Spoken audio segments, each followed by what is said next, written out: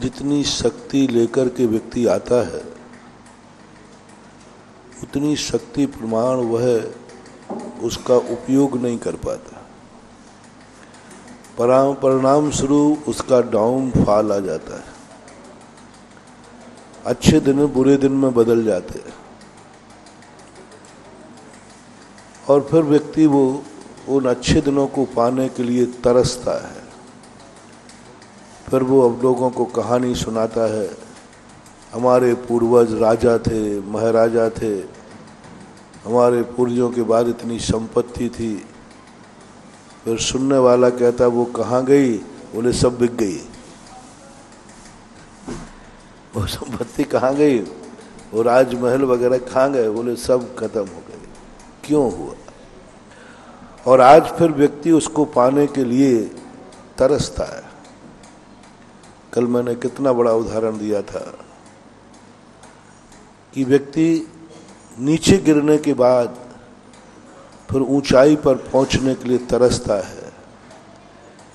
जितना नीचे पहुंचने पर या नीचे रहने पर ऊंचाइयों पर पहुंचने की ललक अपनी सबकी होती है, उतनी ललक जब हमें ऊंचाई मिल जाए, वहां सावधानी बरती जाए तो फिर कभी नीचे व्यक्ति आएगा ही नहीं, चाहे वो धर्म क्षेत्र हो अथवा कर्म क्षेत्र।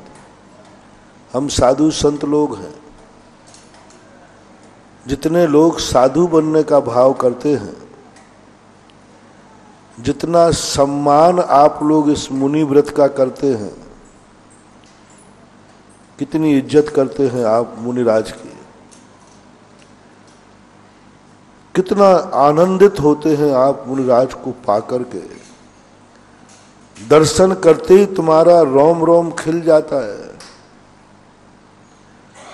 आहार देने मिल जाए तो फिर तो सारी जन्नत मिल जाती है। पाद प्रक्षालन करने मिल जाए तो अभाग्य हो जाते हैं।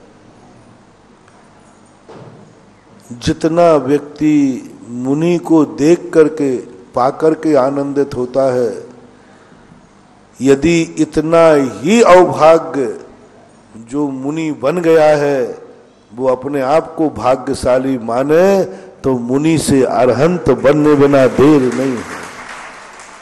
कल पूज्यवर पदुनंदी महाराज ने कहा, मोक्ष उसके हाथ पे रखा है। जिस व्यक्ति को ऐसा परमानंद आनंद झलक रहा है, जैसे तुम कह रहे हो ना कि अभाग्य मरोदय आयो, मेरे यहाँ चतुर्मास हो रहा है, ऐसे हमें आनंद आ जाए कि मैंने कितने पुण्य किए कि मैं इतना दयालु हो गया कि मैं चतुर्मास करने लायक हो गया। मैं चतुर्मास कर रहा हूं। एक गुणों को देखकर आनंदित हो रहा है, एक गुणों को पा गया, उसके आनंद का क्या पार। शास्त्रों में कहा, इंद्र नाग नरेंद्र वा अहमिंद्र के नाही कहो। ऐसे एक आनंद, अंदर लड्डू फूटना चाहिए। थोड़ा सा धर्म करते हुए, कल कहा था ना, नीचे बैठने वाला शांति धारा कर रहा ने देख रहा है, उसके मन में भाव आता है, हे भगवान मेरी शक्ति कब आएगी जो मैं भी ऐसी शांति धारा करूंगा बोली लेकर। लेकिन आज मेरी क्षमता नहीं है, शक्ति नहीं है। गुरु सामने बैठे, भगवान सामने है, अभिषेक हो रहा है, लेकिन मेरी शक्ति नहीं। धन्य है ये व्यक्ति जो आज शांति धारा कर रहे हैं। यदि शांति धारा करने वाला भी इतने ही आनंद से भर जाए कि मेरा जिंदगी में सबसे बड़े पुण्य का उदय आज आया है, मैं भगवान पर कलश ढाल रहा हूं, मैं भगवान पर शांति धारा कर रहा हूं, मेरे भाग्य तो देखो। मेरे लिए मेरे गुरु महाराज मेरा नाम लेकर मेरे कल्याण की बात कर रहे हैं। मेरे हित में, मेरे कल्याण में, मेरे सुख के लिए गुरु महाराज उच्चारित कर रहे हैं शांति धारा, और मैं शांति धारा कर रहा हूं। संसार में इस समय मेरे बराबर पुण्यात्मा कोई नहीं है। ऐसा भाव यदि शांति धारा अभिषेक करते समय आ जाए, समझ लेना वो सदा शांति धारा करने का समर्थ उसमें बना रहेगा, सदा करता रहे। कभी उसको ये नहीं देखना पड़ेगा कि मैं आज शांति धारा लूं कि नहीं लूं, वो तो सदा करता रहेगा, क्योंकि उसने आनंद मना लिया ना क्रिया में, अवभाग्य मान लिया ना। जब अच्छे दिन आए, अच्छे कार्य करने को मिले, यदि हम उसका खुशी में इजहार करें तो भी अच्छे दिन कभी खत्म नहीं होते, कभी नहीं होते। एक ऐसे अवभाग्य का उदय आ जाए, ऐसे परिणाम जाग जाए। इसी प्रकार तुमने कोई व्रत नियम लिया है, सब रात्रि में भोजन कर रहे हैं और तुम्हारा रात्रि भोजन त्याग है। अब दो भाव होंगे, एक व्यक्ति का भाव वो होगा, देखो ये सब खा रहे हैं और हम बुद्धू चंद देख रहे हैं, कहाँ के महाराज के चक्कर में फंस गए थे, और एक दिन आहार क्या दे दिया, एक गिलास देने तो मिला और जिंदगी भर की रात की रोटियां छूट गई। देने को कितना मिला? एक गिलास, और छोड़ना कितना पड़ा? जिंदगी भर की रात की रोटियां छूट गई। इससे अच्छा तो वो नहीं देते तो ठीक है। देखो ये सब खा रहे हैं, समझ लेना तुम्हें कोई ऐसी महाबीमारी होगी कि तुम्हें दिन रात ही खाना पड़ेगा, तब पेट भर पाओगे। दिन रात खाओगे तो भी पेट नहीं भरने वाला। भस्मक व्याधि रोग जैसी बीमारी हो जाती है। कितना ही खाओ उसकी भूख मिटती नहीं, कितना ही कुछ करे, क्योंकि उसने नियम लेकर पश्चाताप कर लिया, नियम लेकर के पश्चाताप कर लिया। नियम लेने के बाद उसको दुख हो गया। और दूसरा व्यक्ति वो जो ये कह रहा है, अच्छा हुआ मैं तो आहार देने गया ही नहीं। सो इसका तो ऐसा बंटाझार होगा कि गौच के समान इधर खाता जाएगा, उधर निकलता जाएगा, एक दाना भी पचने वाला नहीं। दोनों को लेके चलना। एक खुश हो रहा है कि अच्छा है मैंने नियम नहीं मिला तो आज खाने मिल गया, दूसरा नियम लेके कहता है मैं तो फंस गया। ये दोनों की दुर्गति है। रावण नरक जाने वाला नहीं था, उसका एक नियम लिया था, लेकिन अंत में मरते समय उसको ये भाव आ गया, काश मैं ये नियम नहीं लेता तो, मैंने नियम लेकर के गलती की। बस इतना सा भाव आ गया। नियम तोड़ा नहीं है। काश मैंने ये नियम नहीं लिया होता तो बहुत अच्छा होता। ऐसा परिणाम उसके मन में आ गया, तुरंत नरक आयु का बंध होके नरक चला गया।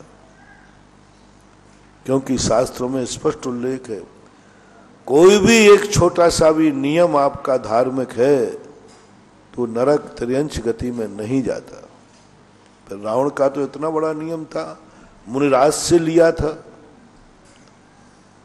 मुनिराज से इतना बड़ा नियम लिया था, वो कैसे नरक चला गया? अंत में उसके परिणाम बिगड़ गए। नियम तोड़ने से ही नियम नहीं टूटता, नियम के प्रति अनादर भाव आ जाए तो नियम टूटा हुआ मानना चाहिए। आसाधना बोलते जैसे,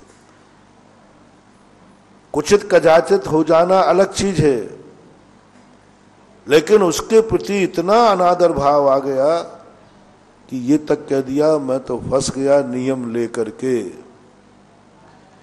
ये अनादर भाव, आपने नियम तोड़ा नहीं है, लेकिन अनादर भाव आ गया, आपका नियम टूट गया। उस सेठ ने नियम तोड़ा नहीं था, नियम लेके बैठा था कि मैं जब तक दीपक जलेगा तब तक मैं सामायिक करूंगा। ऐसी जनश्रुति सुनने में आती है। ऐसा करके उसके वो दीपक पत्नी ने डालते गया तेल के, रात में अंधेरे में ना बैठे, वो तेल डालती गई, इनको प्यास सताती गई। नियम तो नहीं तोड़ा, लेकिन भाव आ गया होगा काश में ये नियम नहीं लेता तो। नियम नहीं तोड़ा, वो सामायिक से उठे नहीं, लेकिन ये भाव आ गया कि नियम नहीं लेता तो। उसी समय त्रियंश आयु का बंद हुई और मरकर के सेठ जी सीधे मेंढक बने। इतनी दृढ़ता की प्यास के कारण मर रहा है, लेकिन नियम नहीं तोड़ रहा है। लेकिन मन में भाव आ गया होगा कि मैंने ये नियम लेकर के गलती की, टूट गया नियम। ऐसा ही आप लोग कई बार नियम लेकर के, यदि आपको पश्चाताप हो रहा है कि मैंने गलत नियम ले लिया, आपका नियम खत्म हो गया। अब दोबारा नियम लेने की शक्ति ही नहीं बचेगी। रात्रि भोजन की बात कर रहा था, ऐसी स्थिति बीमारी होगी कि 24 घंटे खाओगे तो भी तृप्ति नहीं मिलेगी, पेट नहीं भरेगा। और जो ये कह रहे हैं कि अच्छा हुआ मैंने नियम नहीं लिया, इनको तो ऐसी संग्रहणी की बीमारी होगी कि एक दाना भी पचने वाला नहीं है। क्योंकि इनने कहा बच गया मैं, अच्छा रहा मैंने रात्रि भोजन नहीं लिया, मैं महाराज को आहार देने नहीं गया। ऐसा आनंद आ जाना, ऐसी अनुभूति हो जाना, महारौद्र ध्यान है, महान। तो ये दो बातें बहुत विचारनी करना। नियम नहीं लिया है तो आनंद मत बनाना, नियम ले लिया है तो पश्चाताप, खेद मत मनाना, पश्चाताप नहीं करना। क्या करना? दोनों। जिसने नए नियम लिया है उसको पश्चाताप करना, मैं पापी, मेरी बुद्धि मारी गई, जो मैंने इस रात्रि भोजन के लोभ में मुनिराज को छोड़ दिया। मुनिराज को आहार देने का मौका मिला, लेकिन रात की रोटियों ने मुझे इतना बड़ा पुण्य, इतना बड़ा पुण्य। मुनिराज को आहार देने 84 लाख योनियों में मात्र एक मनुष्य ही आहार दे सकता है। 84 लाख योनियों में मात्र मनुष्य ही आहार दे सकता है। वो मौका मैंने छोड़ दिया, मात्र इसलिए कि रात की रोटियां छोड़ना पड़ेंगे। इतनी सी बात थी। मुनिराज को आहार देना मैंने 2 रोटियों में छोड़ दिया, 12 घंटे की भूख के कारण छोड़ दिया। ये क्या किया मैंने बहुत अनर्थ किया। मुनिराज को तो देने का मौका, मुनिराज ही मिलते कहाँ हैं गुरुराज। यह तन विष की बेलड़ी, गुरु अमृत की खान, शीश दे यदि गुरु मिले तो भी सस्ता जान। मैंने तो 2 रोटियों में खो दिया, मात्र रात्रि की 2 रोटियां खोने में खो दिया। बंधु, ऐसा पश्चाताप तुम्हें आ गया, समझ लेना आप ऐसे पुण्य का अर्जन करेंगे कि थोड़ा सा भोजन खाएंगे और ताकत इतनी मिलेगी वो सारा पच करके ताकत देगा। और जिसने नियम लिया है वो दूसरों को खाते हुए देखकर क्या भाव करे? दुर्भाग्य ना माने, सौभाग्य माने। मैंने कितने पुण्य किए जो मेरा रात्रि भोजन छूट गया, नहीं तो अभी मैं भी राक्षस बना होता। ओहो, धन्य है गुरु महाराज, धन्य है मेरी बुद्धि, धन्य है मेरा परिणाम, जो मैंने मुनिराज को आहार देते समय रात्रि भोजन त्याग दिया। जाओ, हो गए अमर। ऐसी शक्ति पाओगे भोग भूमि में जाकर के कि 24 घंटे में एक बार खाओगे, लेकिन ऐसा अमृत झरेगा देवादि पर्याय में कि खाने की जरूरत ही नहीं पड़ेगी। गले से अमृत झर जाएगा, भूख मिट जाएगी, क्योंकि तुमने उस नियम में, भोग भूमि में 2 दिन 3 दिन में 1 दिन खाओगे, कोई शक्ति की हीनता नहीं। देव बन गए तो गले से अमृत झरेगा, क्योंकि तुमने अवभाग्य मान लिया ना उस व्रत में कि मैंने कितना पुण्य किया। कोई भी व्रत लो, गुटखा खाने वाले कई बार छोड़ देते हैं, बाहर जाके यार मैं तो फंस गया, वो तो गया, कैंसर हुए बिना नहीं रहेगा, होगा उसको पक्का, क्योंकि उसने उस नियम का तोड़ा नहीं है, तोड़ेगा तो नहीं वो, लेकिन मन में क्या भाव आ गया, मैं तो आज नहीं जाता तो अच्छा था, और दूसरा दोस्त कहता अच्छा रहा जो मैं नहीं गया। ये दोनों का कैंसर रजिस्टर्ड हो चुका है, दोनों का कैंसर रजिस्टर्ड हो गया, कोई दुनिया की ताकत नहीं रोक सकती। क्यों? इन्होंने व्रत का आनंद मना लिया। और यदि वो ये कह देता ओहो अच्छा रहा मैं आज चला गया, कोई दुनिया की ताकत तो छुड़ा नहीं सकती थी, कम से कम महाराज के संकोच के कारण मेरा छूट गया। दूसरा क्या कहे, मैं कितनी गलती थी जो आज नहीं गया, नहीं तो मेरा भी छूट जाता। ये है व्रत के परिणाम। ऐसा ही और किसी भी नियम में, व्रत में कभी भी हो, अभिषेक पूजन का नियम ले लिया, जाते समय तुम्हारे मन में क्लेश हो रहा है, महाराज ने तो नियम दे दिया लेकिन अब मैं कैसे करूं, परेशान हूं, सुबह से काय के लिए जाना पड़ता है, उघावनी के लिए, अब अभिषेक करूं या बैसाखी उगाने जाऊं, अब अभिषेक को रुकता हूं तब तक वो किसान घर से निकल जाएगा, अब इतना भार लगने लगा। व्रत यदि भार लगने लग जाए तो समझ लेना उसे नीचे दब करके अब हमारी अधोगति होने वाली है। व्रत जब भार लगने लग जाए, जब तक व्रत नियम सौभाग्य लग रहे हैं तब ये सौभाग्य वर्धक है, सौभाग्य वर्धक आनंद। और भार लगने लग जाए समझ लेना ये भार से या नीचे जाए। कोई भी व्रत हो, कोई भी नियम हो, कोई भी धर्म की क्रिया हो, आपने दान दिया, यदि दान बोलते समय देते समय भार लगने लग जाए, बोली लेने के बाद तुम्हें ऐसी प्रतीति हो जाए मैं एकदम भावावेश में आ गया, बोल दिया, महाराज का सकोच था, समाज ने कहा अब क्या करें, बोल दिया, पश्चाताप हो गया, पश्चाताप हो गया, कहां से दूंगा, कैसे चुकाऊंगा, अच्छा था कहा कि मेरी बुद्धि मारी गई, जो मैंने बोली ले ली, पैसा दे दिया। महानुभाव, पैसा भी जाएगा और नियम से दरिद्रता का मुख देखना पड़ेगा, नियम से दरिद्रता का मुख देखना पड़ेगा, कोई दुनिया की ताकत नहीं रोक सकती, क्योंकि तुमने दान का अनादर कर दिया, विराधना कर दी, क्लेश कर लिया, दुख मना लिया। कई बार आप लोग बोली ले लेते हैं, घर में जाके क्लेश हो जाता है, लोग रोने बैठ जाते हैं, झगड़ा कर लेते हैं, उस घर की दरिद्रता को कोई रोक नहीं सकता,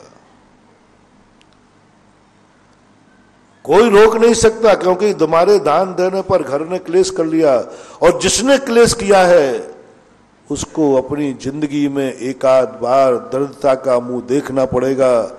यदि पूर्व भाव का पुण्य हुआ तो जिंदगी में भली न देखे, लेकिन मर कर के भिखारी के यहां जन्म लेना पड़ेगा, कोई ताकत नहीं, क्योंकि तुमने दान देने वाले पर क्लेश किया, इतना क्लेश कर लिया, इतने राग द्वेष कर लिए, नियम से उसको मर करके, चाहे वो कितनी बड़ा सेठ क्यों ना हो, वो मर करके किसी भिखारिन की गोदी में जन्म लेगा, नियम से। दोनों की यही स्थिति है। उसने देने के बाद क्लेश किया और तुम इसके संबंधी थे तो उसके देने पर क्लेश कर दिया। दोनों अपना रजिस्ट्रेशन पक्का मान लें, पत्थर की लकीर है। दोनों का किसी बंबई की फुटपाथ पर, किसी फुटपाथ के भिखारी के यहाँ जन्म होगा। और अभी सलमान खान की गाड़ी नहीं आई, वो आएगी थोड़ी देर बाद, वो प्रसंग दूसरा है। फुटपाथ तो तुम पहुंच गए, और यदि तुमने ये हर्ष मना लिया कि ओहो, घर में जाकर बोली तुमने बड़ी ले ली, समर्थमान को यदि क्लेश आ गया तो फिर तो वो तो दीमक बनता है, धोखा पेड़ बनता है। पूज्यवर वीर सेन स्वामी श्री धबला जी में, जो समर्थ होकर धनवान होकर के भी क्लेश करता है और ये भाव करता है अच्छा हुआ कमेटी वालों ने मुझे नहीं देख पाया और बोली 3 हो गई, नहीं तो ये कमेटी वाले तो हमसे बुलवा लेते। कई लोग जिस दिन बोली बुलती है उस दिन पंडाल में ही नहीं आते। बोले आज नहीं जाना क्योंकि आज क्या हो रहा है, पंच कल्याण की बोलियां। कई लोगों को आप देखना आज नहीं जाना, और कभी धोखे से आ जाए तो दूसरे की पीठ के नीचे छुप करके बैठते हैं। ये सब उनके दरिद्रता के लक्षण हैं। स्पष्ट रूप से मानना, सांप आदि पर्याय, सर्प आदि पर्याय किनको मिलती है?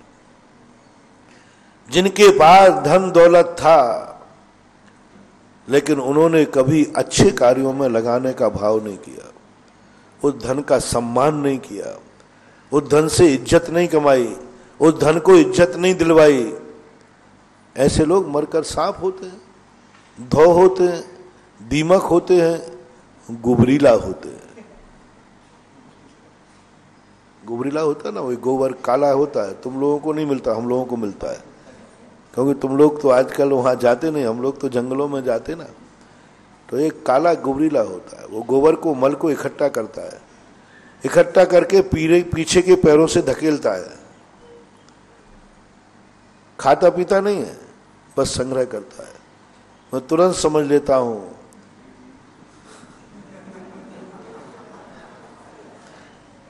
जितने गुबरीला बने ये सब पहले के पूर्वों के बड़े सेठ हैं, बहुत बड़े सेठ, धन दौलत जिनकी अपरंपार थी।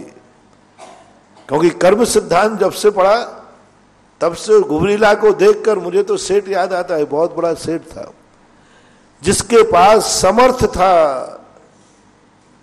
कि वो दान दे सकता था, अपरंपार धन दौलत, समर्थ था, मंदिर बना सकता था, उसके सामने मंदिर बन रहा था,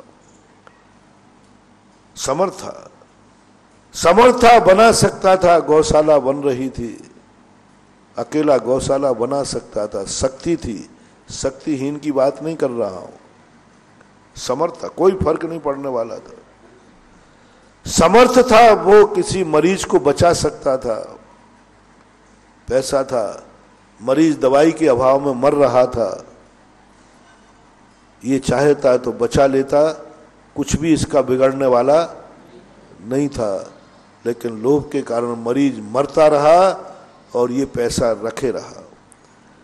समर्थ था ये कि एक गरीब बच्चे को पढ़ा सकता था, लेकिन पैसा था, नहीं पढ़ाया। परिणाम ये हुआ, कर्म कहता रे दुष्ट, तेरे पास मैंने इतनी शक्ति थी कि तुम जो चाहे कर सकता था, लेकिन तू नहीं कर रहा है, अब तुझे गुबरीला बनना पड़ेगा, दीमक बनना पड़ेगा, धौ बनना पड़ेगा। इसलिए महानुभाव, मेरा आपसे कहना है, कभी भी है अपनी शक्ति मत छुपाना, शक्ति है तो करो, और जो शक्ति है उससे अच्छे कार्य करो। विपरीत कार्य करने को शक्ति है, अच्छे कार्य को नहीं। कौन बनते हैं वो जीव? नेत्रहीन बनते हैं जो 3 इंद्रिय जीव। क्यों? इनके पास आंख थी, इस आंख से कभी अच्छा देखा ही नहीं, अच्छे लोगों को देखा ही नहीं, भगवान का दर्शन किया ही नहीं, कभी जीवों को देख के चले नहीं, कभी गुरु महाराज का दर्शन किया नहीं, कभी आंखों से स्वाध्याय किया नहीं। कर्म कहता है इसको 3 इंद्रिय में डाल दो, आंखों से रहित कर दो। कान मिले, कानों से तुमने कुछ किया ही नहीं, शक्ति छुपा ली। चाहते तो प्रवचन सुन सकते थे, चाहते तो दूसरों की तकलीफ सुन सकते थे, लेकिन तुम्हें तो गाने सुनने से फुर्सत नहीं थी, राग द्वेष निंदा वचन सुनने से फुर्सत नहीं थी, राग द्वेष की कथाएं सुनने से समय नहीं था। कर्म कहता है इसको 4 इंद्रिय में डाल दो, जहां इसके कान ही नहीं रहे। रसना इंद्रिय का यही, इसने ऐसी परिणति की, भक्षा भक्ष खाए, जो मन में आया वो खाया। कर्म कहता है इसको 1 इंद्रिय में डाल दो, इसकी रसना ने बहुत पाप किया है, ऐसी पर्याय मिले जिसमें रसना इंद्रिय ही ना हो। सब सिस्टम है, कंप्यूटराइज है सब कुछ, कर्म का सिद्धांत है। क्योंकि तुमने अनादर किया, पुण्य का अनादर किया। महानुभाव, पुण्य के उदय से जो जो चीज मिली हो उसका अपमान मत करना, कभी नहीं। जो जो तुम्हें ऐसा लगे कि ये चीज मुझे पुण्य से मिली, उनका अपमान नहीं करना, उनका दुरुपयोग नहीं करना, नहीं तो वह चीज खत्म हो जाएगी। वो सदुपयोग के लिए मिली है, तुमने सदुपयोग नहीं किया तो उपयोगिता ह्रास नियम लागू हो जाएगा। आपको कौन कौन सी चीजों पर गर्व है जो तुम्हें पुण्य के उदय से मिली? भारत देश आपको मिला, अच्छा मिला कि बुरा? आनंद की अनुभूति है तो बस भारतीय संस्कृति का कभी अपमान मत करना, भारत की कभी संस्कृति के विरुद्ध नहीं चलना। अब मैं जैनी से पूछता हूं, तुम्हें जैन कुल मिला, अच्छा मिला कि बुरा? पुण्य के उदय से। तो महानुभाव, बहुत करुणा दया करके कह रहा हूं, कितने भी तुम्हें परेशानी उठाना पड़े, लेकिन जैन कुल की जो मर्यादा है उस मर्यादा के विरुद्ध कभी मत चलना, मत चलना। जैन कुल की क्या मर्यादा है, जैन कुल का कैसा रहन सहन है, जैन कुल के क्या आचार विचार हैं, जैन कुल का क्या खान पान है, जैन कुल में कौन सा धंधा करना चाहिए, कौन सा नहीं करना चाहिए, क्या खाना चाहिए, क्या पहनना चाहिए, क्या देखना चाहिए, क्या सुनना चाहिए, क्या बोलना चाहिए, सारी की सारी एक स्टोरी ग्रहण करके बस नियम ले लो, मैं जैन कुल का कभी अनादर नहीं करूंगा, यानी जैन कुल के विपरीत विचार और आचार नहीं करूंगा। जाओ, तुम जैन से जिनेंद्र के रास्ते पर चले जाओगे। और यदि तुमने जैन कुल के खिलाफ, पूज्यवर यति विरसम महाराज तलोय परिणति, यदि तुम कुल भ्रष्ट हो गए, धर्म भ्रष्ट को तो फिर भी संभाला जा सकता है, कुल भ्रष्ट को कहीं गति नहीं है। कोई व्यक्ति धर्म की ऊंचाई से गिर गया लेकिन कुलाचार से नहीं गिरा। धर्माचार और कुलाचार दो आचार होते हैं। धर्माचार से व्यक्ति गिर गया तो मोक्ष मार्ग से तो वंचित हो जाएगा, लेकिन दुर्गति नहीं जाएगा। कितने लोग हैं जो मोक्ष मार्ग से गिर जाते हैं, गिरना पड़ता है, बीमारी आदि के कारण से प्रतिमाएं तक छोड़ देते, मुनिपद तक छोड़ देते, लेकिन उनकी दुर्गति नहीं होती, क्योंकि वे कुलाचार का पालन करते हैं, जो श्राप का आचार का पालन करते। लेकिन जो कुलाचार से भ्रष्ट हो गया उसकी तो दुर्गति निश्चित है। इसलिए मेरा कहना है, आपका जो भी कुल है उस कुल का आचार क्या है, तुम्हारे पूर्वज क्या करते आए, तुम्हारे पूर्वजों की दिनचर्या क्या थी, वो क्या खान पान करते थे, इस कुलाचार से कभी भ्रष्ट मत होना, कभी भ्रष्ट मत होना। तो जिनेंद्र भली नहीं बनोगे, लेकिन अगले भव में किसी जैनी के घर में जन्म लोगे। यदि जैनी के घर में जिनेंद्र बनना है तो धर्माचार करना पड़ेगा, और जैनी से जैनी बनना है तो कुलाचार का पालन करना पड़ेगा। जैन कुल का क्या आचरण है, उसका कभी अपमान नहीं करना, उससे भ्रष्ट कभी नहीं होना, और कभी उसको छोड़ने का भाव नहीं करना। और यदि तुमने किया है, जैन कुल में रात्रि भोजन नहीं होता, अवक्ष सेवन नहीं होता, गणंत सेवन नहीं होते, नशे के सेवन नहीं होते, यदि ऐसा आपने किया है तो जैन से जॉन साहब बनने में देरी नहीं है। ऐसे कुल में जन्म लोगे जहां जन्म से ही अभक्ष मिलेगा, माँ बाप भी अभक्ष खाते हुए मिलेंगे, सब मांसाहारी मिलेंगे। बोलो कहां जैन कुल और कहां मर करके तुम्हारा जन्म मांसाहारी कुल में जन्म हुआ, क्योंकि तुमने अभक्ष खाया था। तो कर्म ने कहा ये कुल मर्यादा नहीं रख रहा, अभक्ष खा रहा है, इसलिए इसको जिस कुल में अभक्ष खाया जाता हो वहीं भेज दो। कर्म हमारी इच्छाओं के बहुत कद्र करता है। कहते हैं ना, जाकी रही भावना जैसी, सो देखी मूरत न तैसी।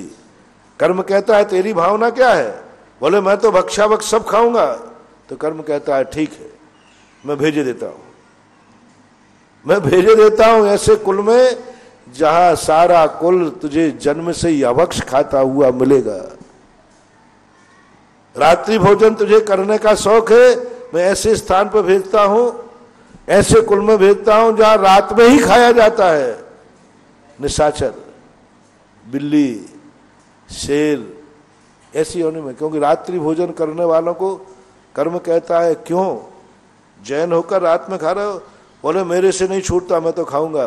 कर्म कहता है कोई बात नहीं, कोई बात नहीं, तुझे रात्रि भोजन करने का शौक है, मैं ऐसे स्थान पर तेरा जन्म दिलाऊंगा अगले भाव में जहां रात में ही खाने को मिलेगा। शेर, चीते, बिल्ली ये कब खाते हैं ज्यादातर? निशाचर, राक्षस, खाओ रात में, कोई आपत्ति नहीं। जैन कुल होकर, जैनियों की सबसे, मैं बहुत बार कहता हूं, सबसे ज्यादा दुर्गति जैनी की है। अन्य व्यक्ति रात में खावे उसकी नहीं, जैनी की तो पक्का है, क्योंकि तुमने जैन कुल को अनादर किया, जैन कुल से भ्रष्ट हुए, पतित हुए। इसलिए जैन कुल में रह करके ऐसा नहीं करना। और अवभाग्य ऐसा तुम्हें भाव आ जाए कभी, ओहो मेरे जैन कुल में जन्म लेने से कितने फायदे हैं, कितने फायदे हैं। जैन कुल में जन्म लेने के फायदे हैं, 80% पाप तो जन्म से ही बच गए। मांस मुझे छुड़ाना पड़ा तुम्हारा कि छूटा था? छूटा था, क्योंकि मम्मी पापा खुली ऐसा था। शराब, जुए, कितने पाप। जैन कुल में जन्म लेने का अर्थ है कि जितने पाप। बोलो बे महाराज, एक धीवर को एक एक मछली का त्याग कराते फिरे। यदि धीवर कुल में जन्म जाते तो मैं अभी तुम्हारी मछलियां त्याग करा रहा होता। ये कह रहा होता भैया एक मछली छोड़ दे। यदि किसी चांडाल में जन्म जाता तो मैं कह रहा होता कि भाई 14 की हिंसा का व्रत छोड़ दे, हिंसा छोड़ दे। अभी यदि तुम्हारा किसी भील के यहां जन्म होता तो मैं तुमसे कौवे का मांस त्याग करा होता। भैया और छोड़ या ना छोड़, कौवे का तो बोलो। मुनिराज कितने स्तर पर उतर गए कि चल एक मछली छोड़ दे, कौए का मांस छोड़ दे। मुझे तो कई बार जब एक कहानी पढ़ता हूं, बड़े महाराज, भावलिंगी महाराज, तद्भव मोक्षगामी महाराज कहां माथा फोड़ रहे, वो धीवर के एक मछली छोड़ दे भाई, और बड़ी खुशी मना रहे, मैंने एक त्यागी पैदा कर दिया। बोले क्या करा दिया? बोले उसकी पहली मछली त्याग करा दी। मैंने कही भगवान आप इतने बड़े महाराज होकर यूकेजी एलकेजी में पढ़ा रहे, आप तो प्रोफेसर हैं। हमें बड़ा बहुत उस समय आनंद आता है, कम से कम इस युग में मैं ऐसे लोगों को उपदेश दे रहा हूं जहां एक मछली तो क्या मांस त्याग करने की चर्चा ही नहीं करना, समय बर्बाद बच गया। मुझे आपको मांस त्याग करने का उपदेश देना ही नहीं, खास तौर से आमा में तो देना ही नहीं। आमा को अरे क्या पता पूछ लूं एक बार, नहीं तो कई बार दिया तले हो। आमा के जैनियों कोई मांसाहार तो नहीं करता? महाराज आपने नाम ले लिया यही बहुत है, हमने तो नाम भी सुनने मर भी घी आवे। हाँ, कितना बच गए देखो जन्म से। किसी मांसाहारी कुल में जन्म ले लेते तो क्या होता। कितने पापों से बच गए। ऐसा गर्व महसूस हो कि मैंने जरूर पुण्यात्मा हूं जो कि उनकी स्थिति ऐसी बन रही है, और मैंने बहुत पुण्य किए। देखो कितना बढ़िया। जिनेन्द्र देव का नाम भी सुनने को नहीं मिलता। क्या बात, महान बात। देखो करो, जैन कुल के गुणानुवाद करो, आभार मानो, अवभाग्य मानो। जिनेन्द्र भगवान का नाम सुनने नहीं मिलता, और मैं तो जिनेन्द्र भगवान का अभिषेक कर रहा हूं, अभिषेक कर रहा हूं। तरसते हैं लोग भगवान का अभिषेक करने के लिए, मुनिराज को आहार देने के लिए तरसते हैं, और देते समय ये भाव आवे, भगवान मैंने कितना पुण्य किया। लोग मुनिराज को छूने के लिए तरसते हैं, और मैं तो मुनिराज की अंजलि में आहार दे रहा हूं। एक आनंद की अंजलि। नहीं मिलता ये सौभाग्य यदि जैन कुल में नहीं जन्मते। हे भगवान बहुत बहुत धन्यवाद, मेरा जीवन धन्य हो गया। ऐसी एक आनंद की लहर आ गई तो जाओ अगला भव भी तुम्हारा किसी जैनी के यहां पैदा हो गए, जहां पर नियम है, पक्का है, आनंद मनाना है, बस वो कुछ नहीं करना। तुम्हें जैन कुल में जन्म लेने पर आनंद आ रहा है या खेद हो रहा है, निर्णय फैसला आपके हाथ, फैसला आपके हाथ। अवभाग्य मान करके ये जो बच्चे बच्चियां भाग जाते ना, मैं इनको कहता हूं 100 भवों के लिए भी तुम एक भव में नहीं जा रहे हो। ये बच्चे बच्चियां जैन कुल छोड़ करके जिस किसी से भी विवाह करते हैं, लव करते हैं, ये कोई इस भव की बात नहीं है। कर्म कहता है रे दुष्टन, तुझे मैंने एक पुण्यात्मा माना था, पूर्व भव में तुम बड़े धर्मात्मा थे, इसलिए मैंने तुझे जैन कुल में बेटा बिटिया बनाया, जन्म दिया, और तुम आज जैन कुल को छोड़ करके एकमात्र अपने मन की हवस के लिए, मात्र एक जिम्स की जिजीविषा के लिए तुम भगवान को छोड़ने को तैयार हो, गुरु को छोड़ने को तैयार हो। यहां तक की निकृष्टता आ जाती है कि वे माँ बाप को भी छोड़ने को, मेरे पास बहुत के साथ है, माँ बाप रोते हैं। मैंने कहा इसको देखो, इन्होंने तुम्हें इसके लिए नहीं पाला था, नहीं सुनते। माँ बाप सेल फास्ट निकाल के कहते मैं मर जाऊंगा, तो कहते तुम्हें तो मरना ही है। ऐसे लोगों के लिए ऐसे मलेच्छ खंडों में जन्म होगा नियम से, ऐसे मलेच्छ खंडों में जन्म होगा, ऐसे नीच कुलों में जन्म होगा जहां जिनेंद्र भगवान का अभिषेक मंदिर तो छोड़ो, वो मंदिर की सीमा में भी प्रवेश नहीं कर पाएंगे, नाम ही नहीं मिलेगा। और एक आध भाव में नहीं, 100 भाव में। 22 मिनट की सजा 22 वर्ष मिली थी अंजना को। तुमने तो पूरा भाव बिगाड़ दिया, पूरी जिंदगी बिगाड़ दी। तुम्हारे तो कितने भाव बिगड़ेंगे ये तुम पश्चाताप करोगे, बहुत पश्चाताप करोगे। और जो माता पिता भी अपने बेटा बेटियों को उनके पुण्य ने जैन कुल दिया, और उनकी जिंदगी में यदि वो कहीं इस प्रकार से करते हैं, ऐसे केस जब हो जाते हैं, बच्चा बच्ची तो मानने वाले नहीं है। परिवार वालों से मेरा कहना है, बच्चा बच्ची से भी ज्यादा मूल्यवान धर्म जैन कुल है। कई लोग कहते महाराज मैं क्या करूं, तुम चाहे मरो चाहे मर जाओ। देखो मेरे महाराज छूट जाएंगे, वो हार नहीं लेंगे। बोले छूट जाए, मैं इज्जत के साथ नहीं जी पाऊंगा, तो वो कह देते आपकी बेइज्जती होवे तो हो जाए, हर चीज को वो। तो महानुभाव आपसे मेरा कहना है, ये बच्चा बच्ची तुम्हारा पूर्व भाव का बैरी था, जो आपके यहां बैर भंजाने के लिए आया, आपकी इज्जत धूल में मिलाने।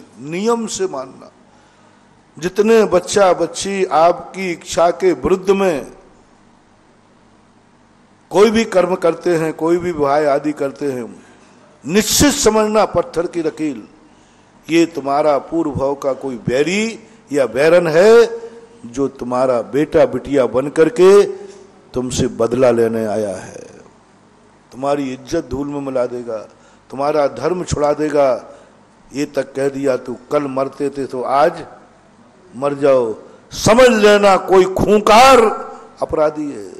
माँ बाप की मरने की बात पे कह दिया तुम मरो तो मर जाओ, ये बेटा नहीं हो सकता, ये बिटिया नहीं हो सकती। ये पूर्व भाव का कोई बैरी बैरन है, जिसने दुश्मन बन के बदला नहीं चुका पाया, तो बेटा बेटी बनकर के तुम्हारी सब धूल में मिलाने। दुश्मन को सफल मत होने दो मेरे प्यारे भक्तों। वो दुश्मन है, वो बैरी है, कुल को कलंकित करने आया है। तुम्हारी इज्जत धूल में, पक्का मान लो 100%। बैरी की योजना सफल ना होने दो। मैं अपने भक्तों से कहता हूं, वो सफल हो जाएगा, तुम रहोगे, तुम्हारी दुर्दशा कराएगा।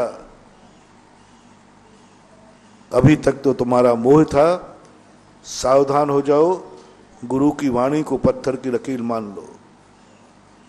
मेरे गुरु ने कहा था ये बैरी बैरन है, ये मानने वाले नहीं है। एक ही तरीका है, मैं तुम्हारे इस कार्य की अनुमोदना नहीं करूंगा, ना मैं तेरी शादी में आऊंगा, और आज से तू मेरा बेटा बिटिया नहीं, मैं तेरा बाप मां नहीं, खत्म।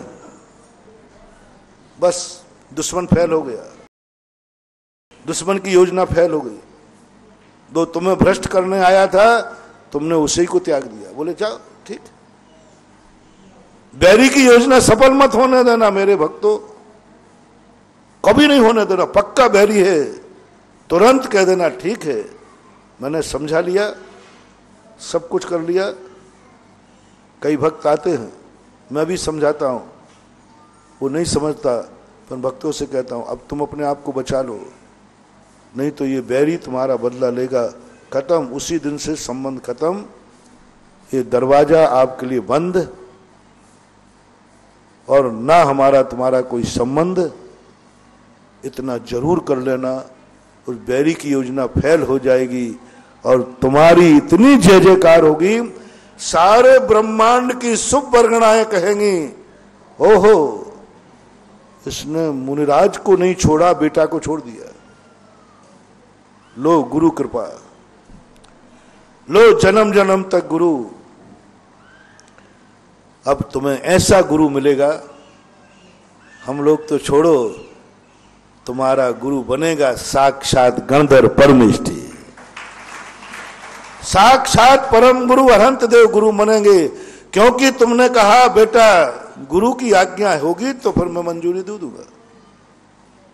यदि गुरु ने मना कर दिया कि नहीं ये संबंध ठीक नहीं है, मैं हार नहीं ले सकता, मैं तुमसे हार नहीं लूंगा, तो बेटा मैं तुझे छोड़ सकता हूं लेकिन गुरु को नहीं छोड़ सकता।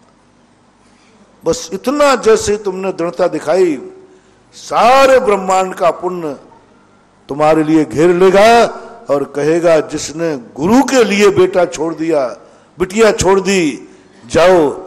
ऐसा व्यक्ति सीधे यहां से जाकर सिमंदर भगवान के समोषण में बैठे हो गए। बलिदान करो तो सही, बलिदान करो तो सही, मैं नहीं छोड़ सकता, तुझे छोड़ता हूं और तेरी योजना सफल नहीं होने दूंगा।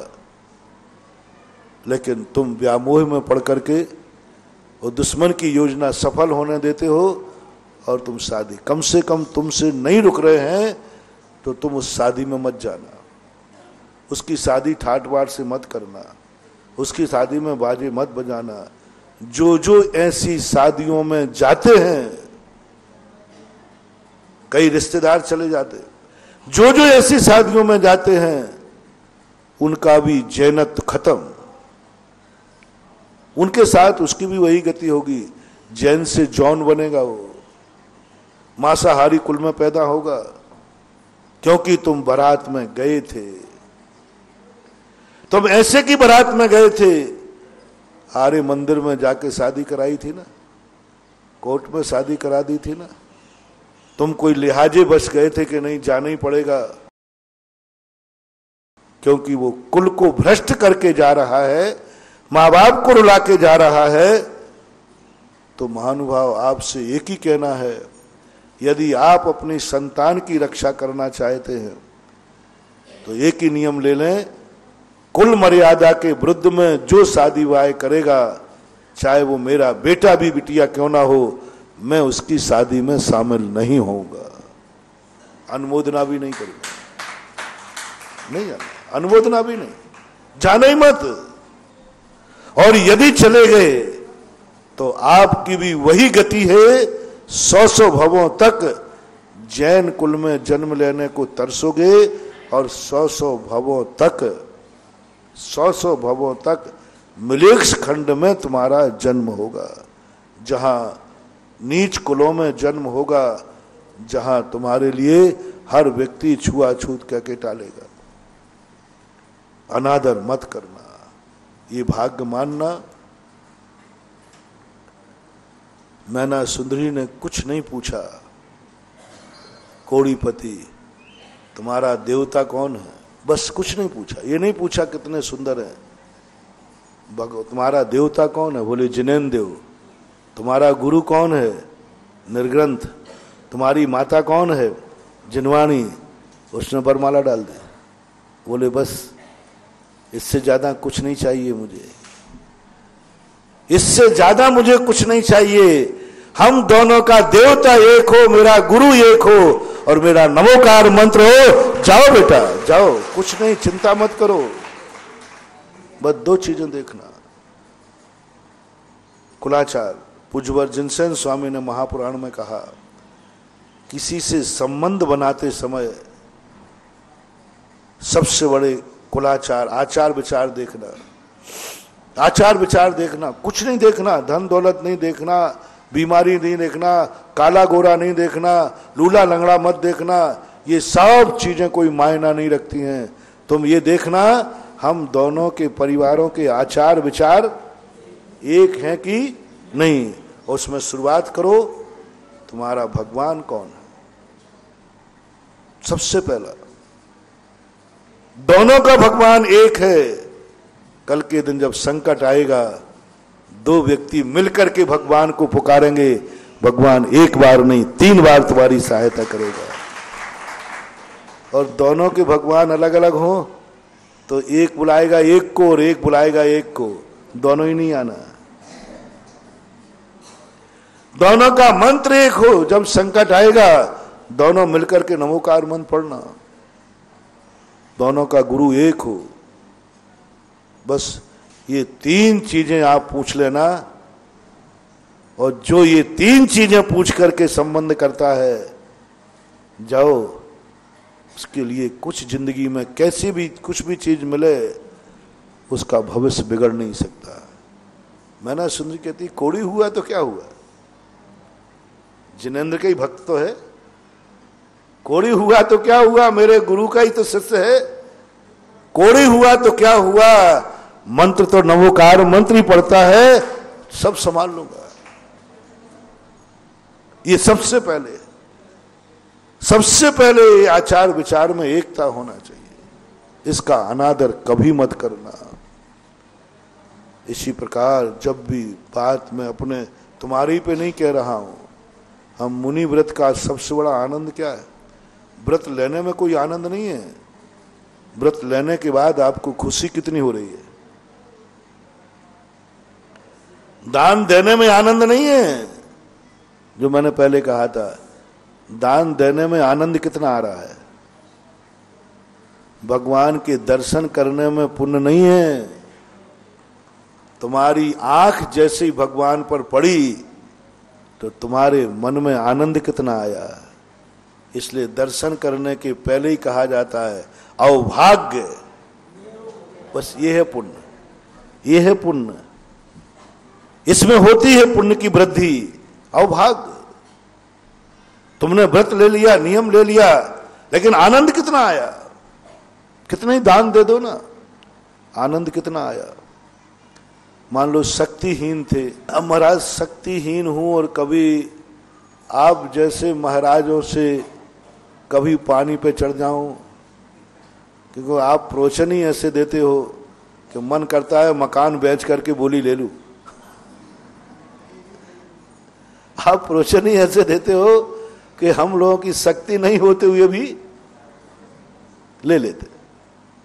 मुझे मालूम हमारे कितने भक्त हैं, हम जिस चीज पर प्रोत्साहन देते हैं शक्ति नहीं होते हुए भी ले लेते हैं, जैसे आमा।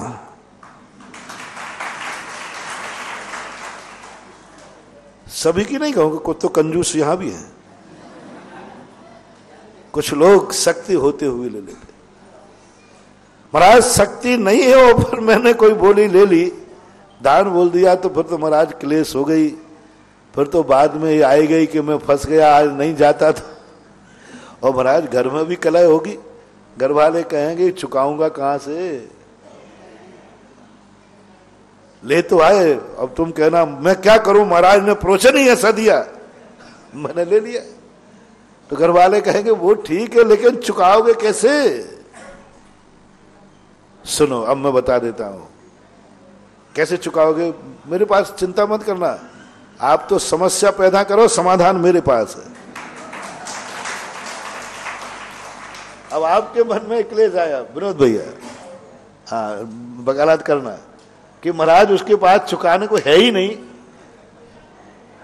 है ही नहीं, तो अब क्लेश तो होना स्वाभाविक है, हो गई इस क्लेश। ऐसे व्यक्ति का समाधान एक ही है, लो यदि आपके पास कुछ है ही नहीं और कोई महाबीमारी आ गई तो क्या करोगे, क्या करोगे आप, तो बताओ, तुम नहीं बताओगे, मुझे मालूम तो सब है, पूछ रहा हूं कि तुम कितने ईमानदार हो। मान लीजिए ऐसी महाबीमारी किसी पे आ गई, तो फिर टीन टप्पर बेचोगे कि नहीं, कि मरने दोगे उसे, जल्दी बोल दो, बोलते नहीं हो। मान लो कोई आ गई और थोड़ी सी पूंजी है, तो वो बेचेगा या मरने देगा, बोलो जल्दी बोलते जाओ भाई, बेचेगा। यदि कोई घर में बीमार हो गया और पैसा चाहिए है, आपके पास सोने चांदी का जेवर है, आभूषण है, तो वो पहने रहोगी या उसको बचाने के लिए बेच दोगी महिलाओं, क्योंकि तुम्हें आभूषण बहुत प्यारे होते हैं ना। अब बीमार है उसके लिए आभूषण दे दोगी या पहने रहोगी, जल्दी बोलो, दे दो, बचा लोगे। आभूषण व्यक्ति के प्राणों से प्यारा नहीं है, बहुत बड़ी बात कह रहा हूं। कभी बीमार व्यक्ति को तुम्हें मकान बेचना पड़े, आभूषण बेचना पड़े, ये दोनों नहीं है तो तीसरा, आपने कभी कर्जा भी लेते हैं कि नहीं लोग? मैंने देखा बीमार व्यक्तियों को कर्जा लेते हुए, कर्जा ले लिया। जाओ, जिस व्यक्ति ने अपने परिवार के व्यक्ति के लिए कर्जा लेकर स्वस्थ किया हो, आभूषण बेच के स्वस्थ किया हो, मकान बेच के स्वस्थ किया हो, वो 10 भवों तक कभी बीमार नहीं होगा, गारंटी है। उसने कहा काय का आभूषण जी बचना चाहिए, काय का मकान फुटपाथ पर रहेंगे, लेकिन परिवार का व्यक्ति बचना चाहिए। बस इतना त्याग तुमने कर लिया, वो ठीक होवे या नहीं होवे, तुमने भवों भवों को निरोग होने का सर्टिफिकेट पा लिया।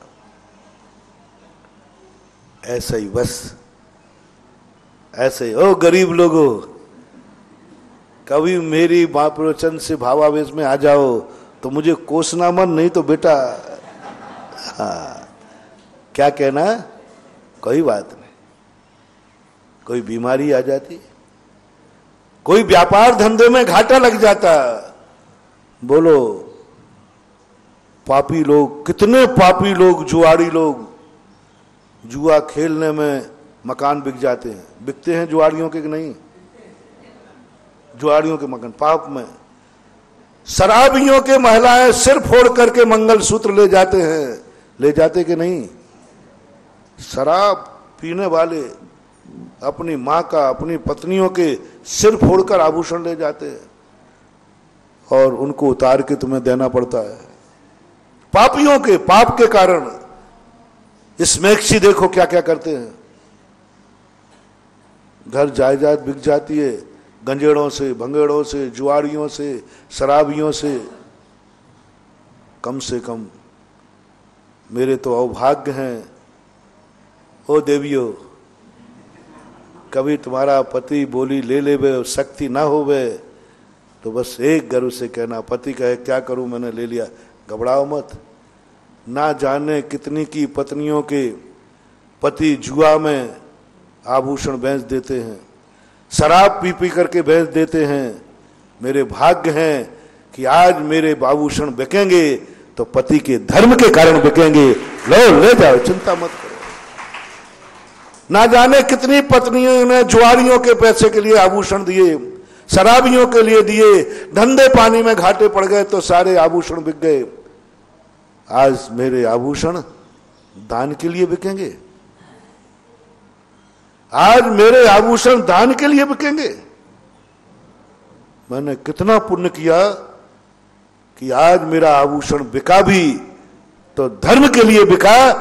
इतना परिणाम करो, जाओ चक्रवर्ती की पटरानी का आइडेंटिटी कार्ड मिल गया।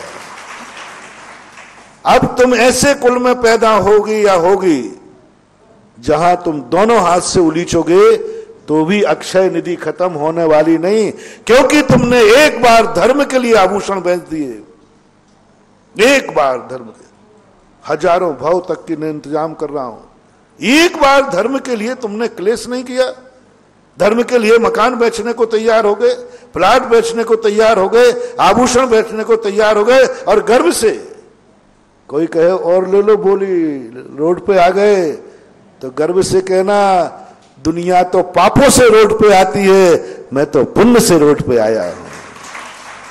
क्या बात, क्या बात। राजा हरिश्चंद्र और उनकी पत्नी जब दान देकर के रोड पे आई, उसने एक बार भी अपने पति को कोसा नहीं। इतनी दुर्दशा हो गई, समय हो गया, फिर भी उन्होंने कोसा नहीं। क्यों? एक ही बात कहे, ये दशा तो पापियों के पाप से भी होती है। कितने पापी पाप करके इस दशा को प्राप्त हो गए, मेरा पति तो दान दे करके इस दशा को प्राप्त हुआ। गर्व। बस जैसे तुम कह देते हो ना, तुम्हारा पति घाटे में धंधा लग जाए, घबराओ मत, मरने के भाव मत करो, घाटा लग गया है, मेरे आभूषण ले जाओ। तुम बस इतना कह देना पति से, वो कहे ले तो ली, बोली कहां से चुकाऊं, बोले घबराओ मत, मन छोटा मत करो, मन छोटा मत करो, मैंने ये आभूषण इसी दिन के लिए बनवाए थे, सहर्ष ले जाओ। एक बार भाव तो करो, चमत्कार देखो क्या स्थिति बनती है। एक बार तुम उस दान का सम्मान तो करके देखो। बोले क्या बात है, भीख मांग लूंगा, मजदूरी कर लूंगा, कोसना मत। कैसी भी परिस्थिति में दान भूल गया है तो कोसना मत। कोसते ही इज्जत भी जाएगी और दरिद्रता भी आएगी। ऐसी दरिद्रता आएगी कि फिर लेने की तो सोचो, तुम्हें विचार करने की भी शक्ति खत्म हो जाएगी। इसलिए समय आपका हुआ, उपसंहार करते हैं। वृद्धि किसमें है? जो तुमने अच्छा कार्य किया धर्म का, उसको कभी पश्चाताप, उसको कभी कोसना नहीं, उसमें क्या करना, चाहे मैं मुनि हूं चाहे आप श्रावक। मुनि का भी यही है। मुनि कितना आनंद, यदि मुनि को ये भाव आ रहा है, ओहो मैंने कितना पुण्य किया इस पंचम काल में, कली काल में, हीन संगनन के साथ, अमावस्या की अंधियारी रात जहां कुछ भी नहीं है, उसके बावजूद भी मैंने रास्ता खोज लिया। ज्ञान विशेष है नहीं, केवल ज्ञान है नहीं, अवधि ज्ञान है नहीं, मन पर्याय ज्ञान है नहीं, पंचम काल है, भौतिक चकाचौंध है, अंधियारी रात है, उसमें भी मैंने मोक्ष का मार्ग खोज लिया। है भगवान, मैंने कैसे पुण्य किए कि मैं मुनि बन गया, कितने पापों से बच गया। ऐसा आनंद यदि मुनि को आ जाए तो निश्चित समझना आज पंचम काल का मुनि नियम से विधेय क्षेत्र में समोषण में मुनि बन करके मोक्ष जाएगा। महत आनंद बनाना है। मुनि व्रत तो सब पाल लेते हैं, आनंद कितना आ रहा है। क्या सामायिक करते समय रोम रोम पुलकित होता है? क्या प्रतिक्रमण करते समय होता है? क्या भगवान की भक्ति करते समय होता है? क्या ऐष्णा समिति पालन करते समय होता है?